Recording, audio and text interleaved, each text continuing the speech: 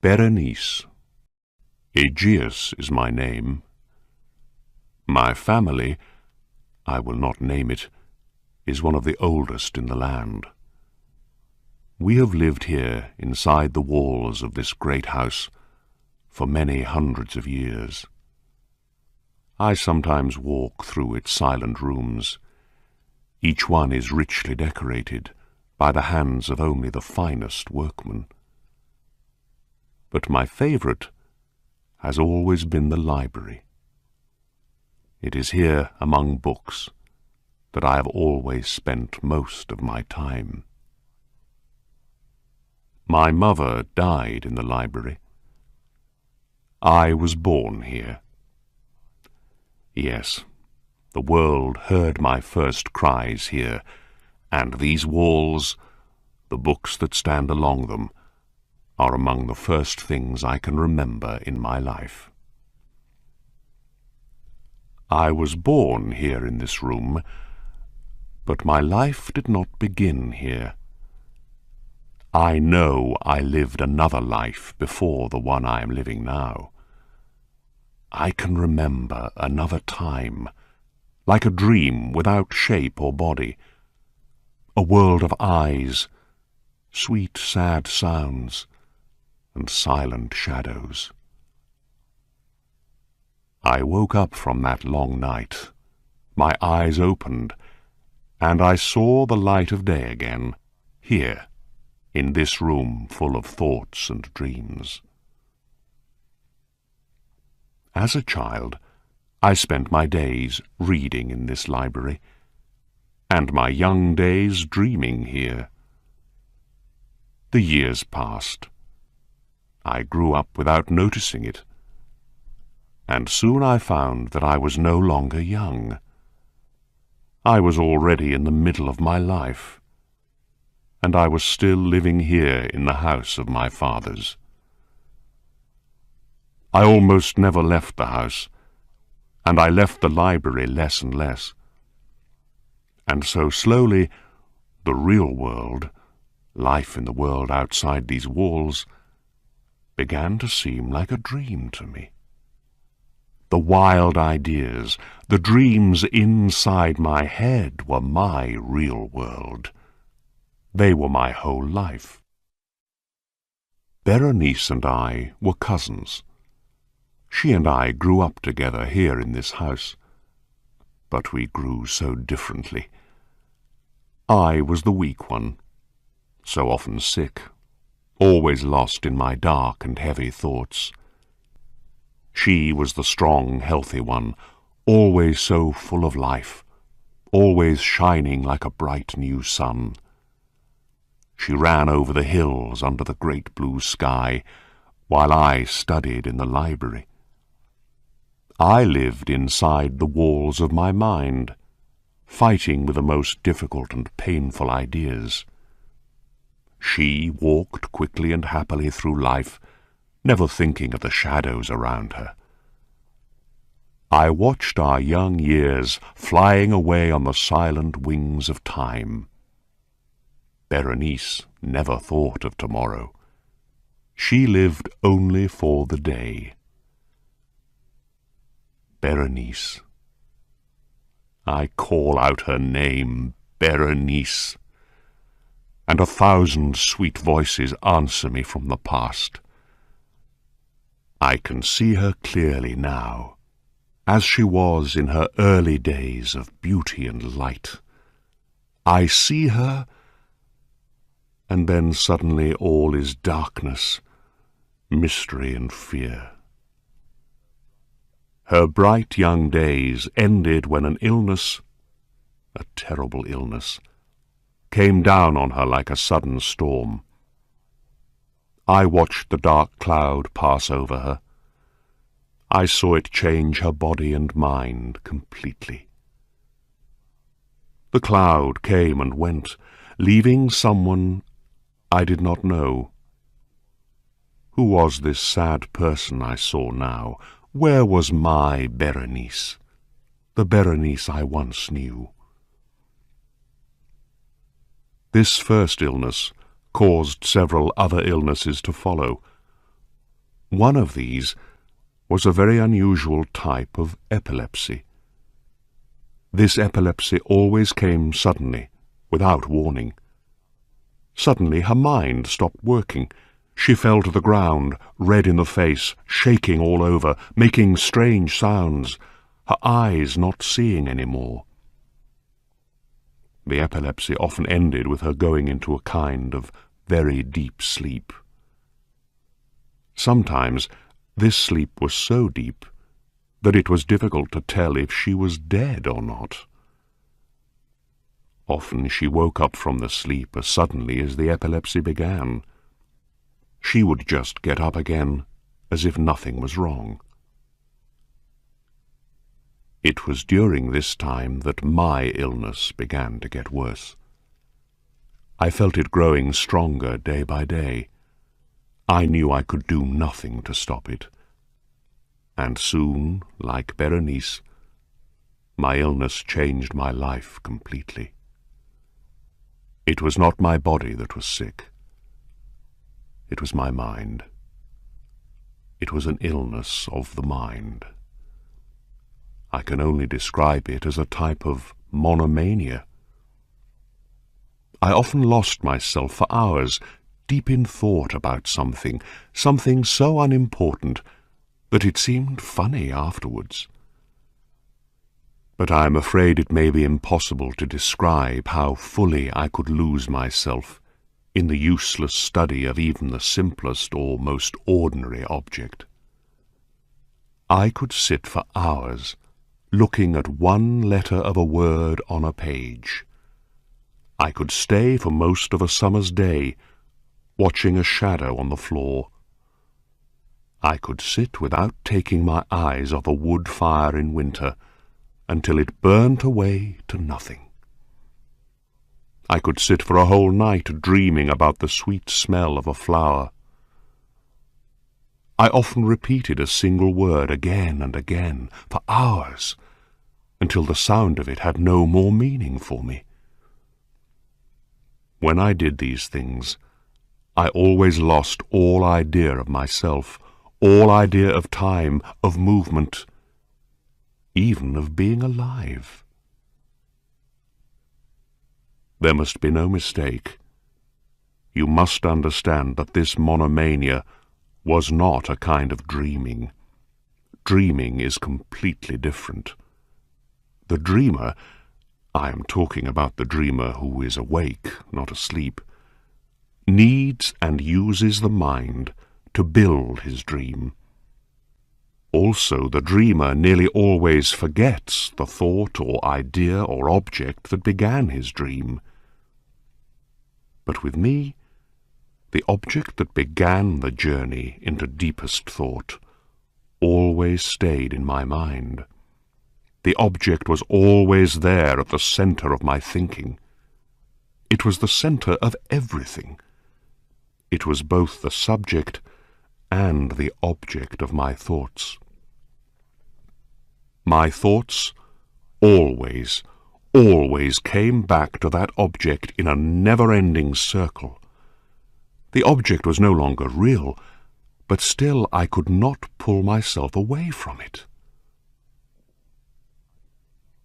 I never loved Berenice, even during the brightest days of her beauty. This is because I have never had feelings of the heart. My loves have always been in the world of the mind. In the grey light of early morning, among the dancing shadows of a forest, in the silence of my library at night, Berenice moved quickly and lightly before my eyes.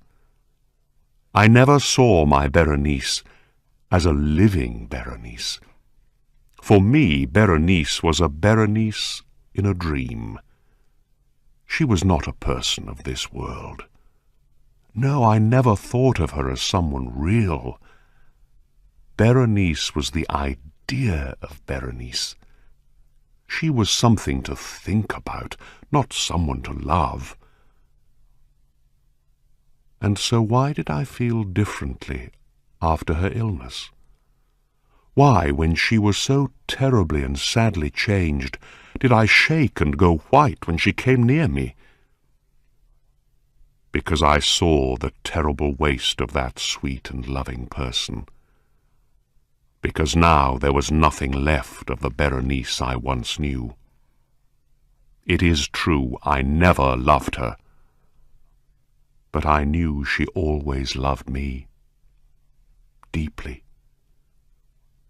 And so one day, because I felt so sorry for her, I had a stupid and evil idea. I asked her to marry me. Our wedding day was growing closer, and one warm afternoon I was sitting in the library. The clouds were low and dark, the air was heavy, everything was quiet. Suddenly, lifting my eyes from my book, I saw Baroness standing in front of me. She was like a stranger to me, only a weak shadow of the woman I remembered. I could not even remember how she was before. God, she was so thin. I could see her arms and legs through the grey clothes that hung round her wasted body. She said nothing, and I could not speak. I do not know why, but suddenly I felt a terrible fear pressing down like a great stone on my heart. I sat there in my chair, too afraid to move. Her long hair fell around her face. She was as white as snow. She looked strangely calm and happy, but there was no life at all in her eyes. They did not even seem to see me. I watched as her thin, bloodless lips slowly opened. They made a strange smile that I could not understand. And it was then that I saw the teeth. Oh, why did she have to smile at me? Why did I have to see those teeth? I heard a door closing and I looked up. Baroness was not there any more. The room was empty. But her teeth did not leave the room of my mind. I now saw them more clearly than when she was standing in front of me. Every smallest part of each tooth was burnt into my mind. The teeth.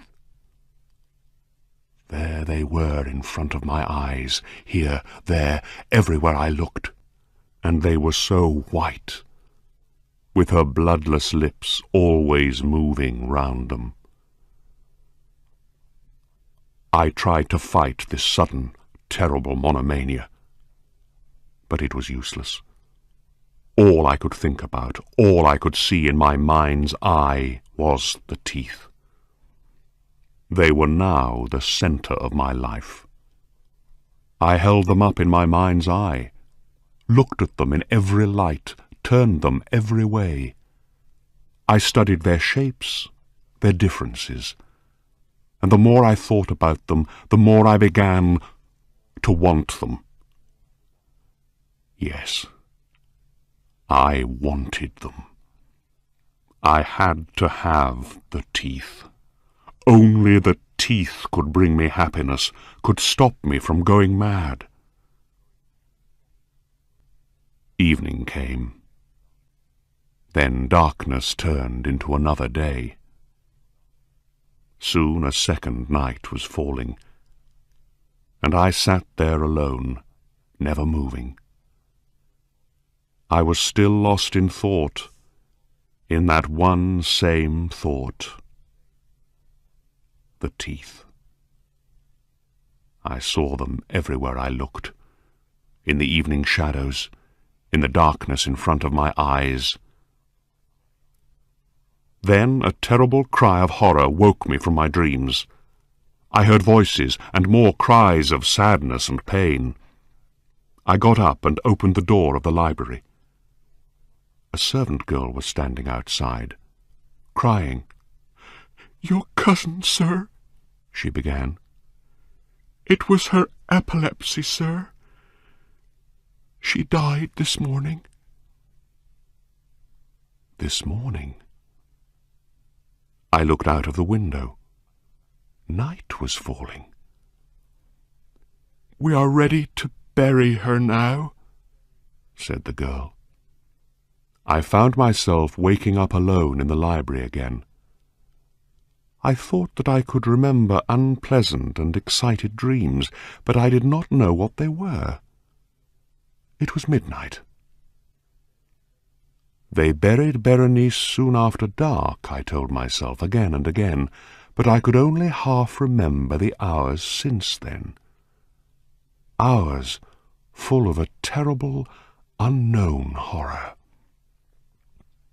I knew something happened during the night, but I could not remember what it was.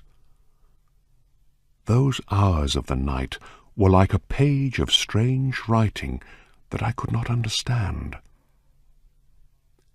Next, I heard the high, cutting scream of a woman. I remember thinking, what did I do? I asked myself this question out loud, and the walls of the library answered me in a soft voice like mine. What did you do? There was a lamp on the table near me, with a small box next to it. I knew this box well. It belonged to our family's doctor. But why was it there now on the table? And why was I shaking like a leaf as I looked at it? Why was my hair standing on my head? There was a knock on the door. A servant came in. He was wild with fear and spoke to me quickly in a low, shaking voice. I could not understand all of what he was saying. "Some of us heard a wild cry during the night, sir," he said. "We went to find out what it was, and we found Baroness's body lying in the open, sir," he cried. "Someone took her out of the hole where we buried her. Her body was cut and bleeding. But worse than that, she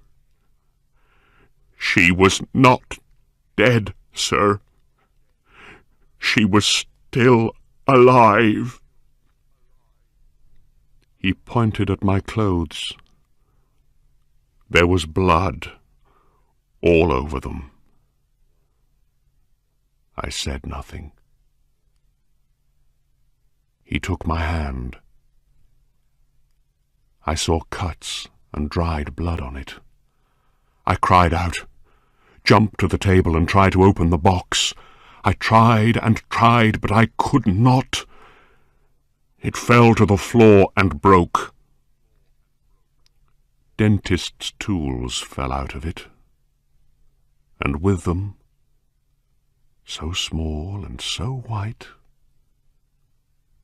32 teeth fell here, there,